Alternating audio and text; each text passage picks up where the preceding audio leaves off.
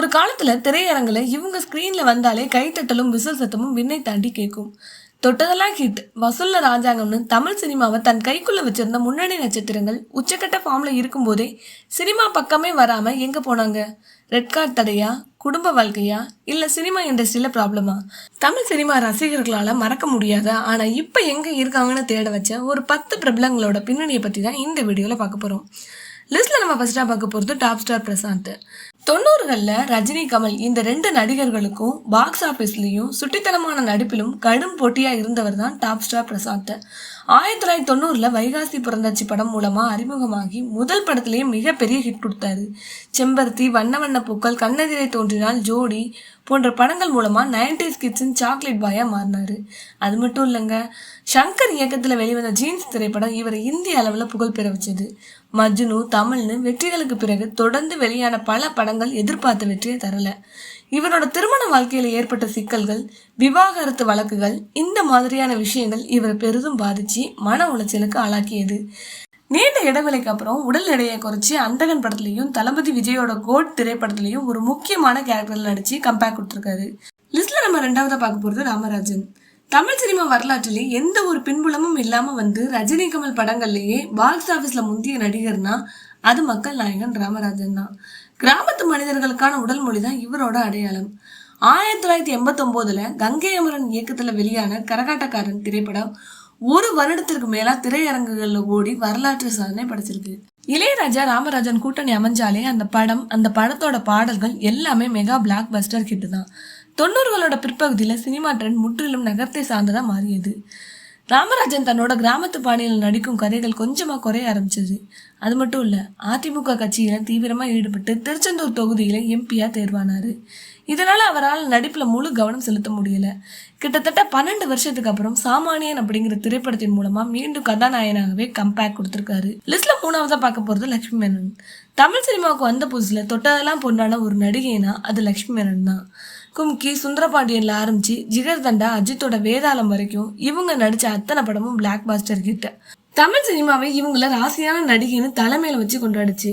ஆனா உச்சக்கட்ட ஃபார்ம்ல இருக்கும் போதே தன் பள்ளி மற்றும் கல்லூரி படிப்பை முடிப்பதற்காக சினிமாவுக்கு திடீர்னு ஒரு பிரேக் விட்டாங்க. படிப்பு முடிச்சுட்டு புலிக்குத்தி பாண்டி, சந்திரமுகி 2ன்னு ரீஎன்ட்ரி கொடுத்தாலும் அவங்க எதிர்பார்த்த அளவுக்கு வெற்றி கிடைக்கல. அது மட்டும் இல்லாம சமீபத்துல கேரளால ஒரு பார்ட்டியில ஏற்பட்ட பிரச்சனை, ஆள்கடத்தல் வழக்கு, போலீஸ் கேஸ்னு அடுத்தடுத்து பெரிய சர்ச்சைகளை சிக்கி ரசிகர்களுக்கு பேரதிர்ச்சி கொடுத்தாங்க. அப்புறம் கோர்ட் மூலமா முன்ஜாமீன் கிடைச்சாலும் இப்ப சினிமா பக்கமே வராம ரொம்பவே ஒதுங்கி இருக்காங்க. லிஸ்ட்ல நம்ம 4ஆவதா பார்க்க போறது ஸ்ரீதிவ்யா. 2013 சிவகார்த்திகேயனோட இணைஞ்சு நடிச்சு வருத்தப்படாத வாலிப சங்கம் திரைப்படம் மூலமா தமிழ் சினிமாவுக்கு அறிமுகமானவங்க தான் ஸ்ரீதிவ்யா. ஜீவா, ஈட்டி, காக்கி சட்டை, வெள்ளக்காரத்துறை, மருதுன்னு அடுத்தடுத்து பல வெற்றி படங்களை கொடுத்து ஹோம்லி ஆக்ட்ரஸா வலம் வந்தாங்க. இவருக்கு வந்த பெரும்பாலான வாய்ப்புகள் கிராமத்து பின்னணி கொண்ட கதைகளாகவே இருந்துச்சு. நகர்ப்புற மற்றும் வித்தியாசமான கேரக்டர் அமையாததுனால படங்களோட எண்ணிக்கையை குறைச்சிக்கிட்டாங்க. ஒரு பிரேக் அப்புறம் கார்த்திக் கூட மெய்யழகன் படத்துல நந்தினி கேரக்டர் நடிச்சிருப்பாங்க. தொடர்ந்து பல படங்கள்ல பிஸியா நடிக்கிறத விட்டுட்டு நல்ல கதையம்சம் உள்ள படங்களை மட்டும் சூஸ் பண்ணி நடிக்கிறாங்க. லிஸ்ட்ல நம்ம 5ஆவதா பார்க்க போறது வைகை புயல் வடிவேலு. 90ஸ்ல இருந்து வடிவேலு இல்லாம தமிழ் சினிமாவே இயங்காதுங்கிற அளவுக்கு நகைச்சுவையில தனிக்காடு ராஜாவா ஆட்சி செஞ்சவர்.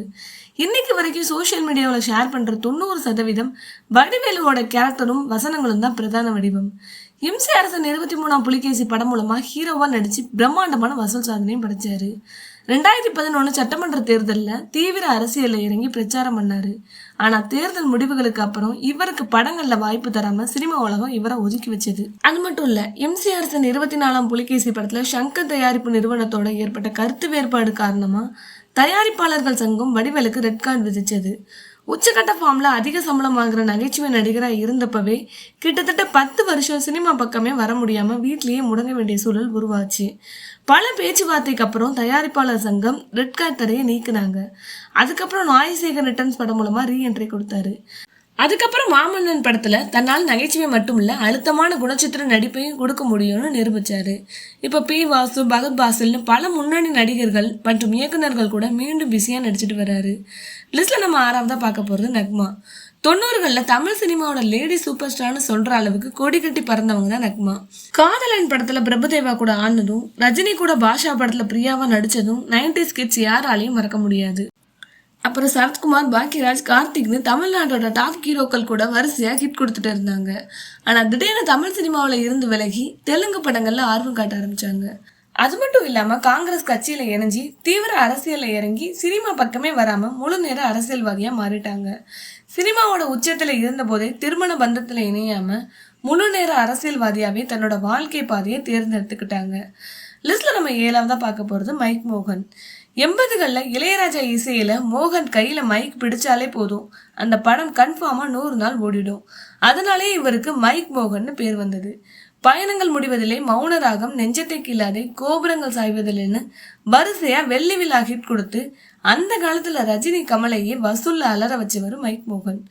திரும்ப திரும்ப காதலும் பாட்டுமா ஒரே மாதிரியான கதைகளை நடிச்சதால ரசிகர்களுக்கு கொஞ்சம் சலிப்பு தட்ட ஆரம்பிச்சது.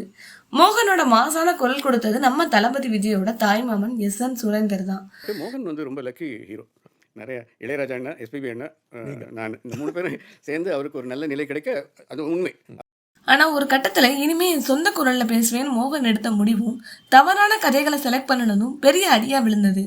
90ஸ்ல புதுசாக நிறைய நடிகர் வர ஆரம்பித்ததாலும் அடுத்தடுத்த படங்கள் ஃப்ளாப் ஆனதாலும் சினிமாவை விட்டு ஒதுங்கி தொழிலில் ஆர்வம் காட்ட ஆரம்பித்தார். ரொம்ப வருஷம் இடைவேளைக்கு அப்புறம் 2024 தளபதி விஜயோட கோட் படத்தில் ராஜீவ் மேனங்கிற கேரக்டரில் கம்பேக் கொடுத்துருக்காரு. லிஸ்ட்டில் நம்ம 8ஆவதாக பார்க்க போகிறது நவரச நாயகன் கார்த்திக். 80-90களில் தனக்கென ஒரு தனி ஸ்டைல், டயலாக் டெலிவரி, துள்ளலான நடிப்பால் பொண்ணுங்களோட ஆல் டைம் க்ரஷ்ஷாக இருந்தவர் தான் நவரச நாயகன் கார்த்திக். அக்னி நட்சத்திரம், கிழக்கு வாசல், அமராவதி, உள்ளத்தை அள்ளித்தானி இவர் நடித்ததெல்லாம் all time blockbuster hits. Karthik படப்பிடிப்புக்கு சரியான நேரத்துக்கு வரமாட்டார், கடைசி நேரத்தில் கேன்சல் பண்ணுவார்னு தயாரிப்பாளர்கள் மத்தியில் ஒரு பெரிய குற்றச்சாட்டு இருந்தது. 90களோட தொடக்கத்தில் திடீர்னு உடல்நல கோளாறுகளால் உச்சக்கட்ட ஃபார்மில் இருக்கும்போதே சினிமா வாய்ப்புகள் குறைய ஆரம்பிச்சது. அதுக்கப்புறம் தனுஷோட அநேகன் படத்தில் செம்ம ஸ்டைலிஷ் வில்லனாக கெத்து காட்டிட்டு இப்போ தீவிர அரசியலில் கவனம் செலுத்திட்டு வராரு. லிஸ்ட்டில் நம்ம 9ஆவதாக பார்க்க போகிறது ராம்கி. சின்ன பூவே மெல்ல பேசு படம் மூலமாக 1987 தமிழ் சினிமாவுக்குள்ள கெத்த அறிமுகமானவர் தான் ராம்கி. முதல் படமே பாக்ஸ் ஆஃபீஸில் மாபெரும் வெற்றி. இணைந்த கைகள் படத்தில் அருண் பாண்டியன் கூட சேர்ந்து இவர் பண்ணின ஆக்ஷன் பிளாக்கள் 90s கிட்ஸ் மனசில் இன்னைக்கும் மறக்க முடியாத ஒன்று. செந்தூரப்பூவே, மருது பாண்டி, கருப்பு ரோஜான்னு வரிசையாக மாஸ் ஆக்ஷன் மற்றும் குடும்ப படங்கள் மூலமாக தமிழ் சினிமாவில் முன்னணி ஹீரோவாக வலம் வந்தார். தொடர்ந்து ஒரே மாதிரியான அதிரடி ஆக்ஷன் கதைகளையே தேர்ந்தெடுத்ததால 90களோட இறுதியில இவருக்கு பெரிய வெற்றிகள் அமையல. ஆசையா சொந்தமா படம் தயாரிக்க போய் அதுல பெரிய லெவல்ல காசு நஷ்டமாகி பொருளாதார ரீதியா பெரிய அடியை வாங்கினாரு. நடிகை நிரோஷாவை காதலிச்சு கல்யாணம் பண்ணிக்கிட்ட பிறகு பிசினஸ் பக்கம் கவனத்தை திருப்பி சின்னதா சினிமாவுக்கு ஒரு பிரேக் போட்டாரு. ரொம்ப வருஷம் கழிச்சு விஷாலோட ஆக்ஷன் படத்துலையும் மாசாணி படத்துலையும் கெத்தான குணச்சித்திர நடிகரா தூள் கலப்பிட்டு வராரு. லிஸ்ட்ல நம்ம லாஸ்டா பார்க்க போறது நெப்போலியன். புதுநெல்ல புதுநாத்து படம் மூலமா பாரதி ராஜாவால அறிமுகமானவர் தான் நெப்போலியன். முதல் படத்திலேயே வயதான வில்லன் கேரக்டர்ல நடிச்சு அசத்தினாரு. சிவல பெரிய பாண்டி படம் இவருக்கு மிகப்பெரிய ஹிட் கொடுத்துச்சு. எஜமான் படத்துல வல்லவராயன் கேரக்டர்ல செம்ம சூப்பரா நடிச்சிருப்பாரு. சினிமாவோட உச்சத்துல இருக்கும் போதே திமுக கட்சியில இணைஞ்சி தீவிர அரசியல இறங்கி எம்எல்ஏ, எம்பி, அப்புறம் யூனியன் மினிஸ்டராகவும் பொறுப்பு வகிச்சாரு.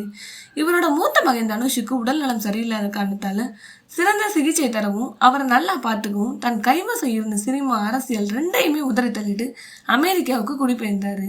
அப்புறம் அமெரிக்காவில் ஜீவன் டெக்னாலஜிஸ்ங்கிற பெரிய ஐடி கம்பெனியை தொடங்கி வெற்றிகரமான தொழிலதிபராக அவதாரம் எடுத்தாரு.